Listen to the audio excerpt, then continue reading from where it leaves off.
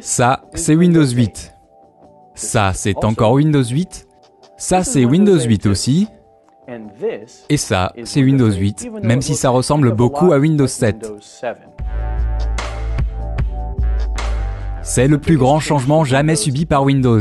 C'est un point clé dans la nouvelle orientation de Microsoft qui valorise la mobilité, la synchronisation des données, le tactile et la vitesse. Les bords de l'écran sont actifs, que vous soyez sur un écran tactile, un touchpad ou même une bonne vieille souris. Il y a beaucoup d'activités, que ce soit sur l'écran de démarrage ou dans une application. C'est bien, car ça permet de maximiser l'espace sur l'écran pour l'application. Mais cela peut également vous perturber et même vous agacer avant que vous y soyez habitué. La Charm Bar est une partie importante. Elle interagit simultanément avec l'écran d'accueil et les applications. C'est là que vous cherchez des documents et des applis, que vous partagez, que vous contrôlez des périphériques et configurez les options des applications. Les applications par défaut sont solides et interactives. Elles n'ont pas toujours un agencement optimal, mais elles proposent beaucoup de contenu.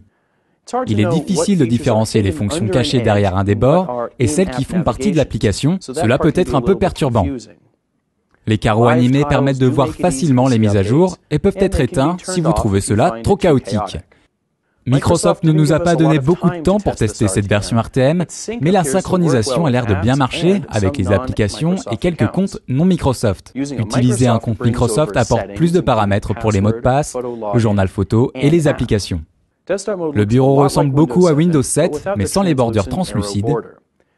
Les fonctions tactiles répondent très bien, même lorsque vous touchez des mots précis. C'est un espace pour vos anciens logiciels et où vous pouvez accéder à plus de paramètres traditionnels de Windows. Beaucoup d'applications iront directement de métro au bureau.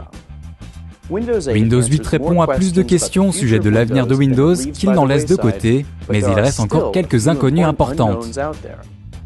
La synchronisation va-t-elle conserver tous nos paramètres et applications via des fichiers accessibles par SkyDrive? Mais encore plus important, il demande un apprentissage, ce qui est un gros risque pour Microsoft. Je pense que ça fonctionne, mais que ça ne conviendra pas à tout le monde.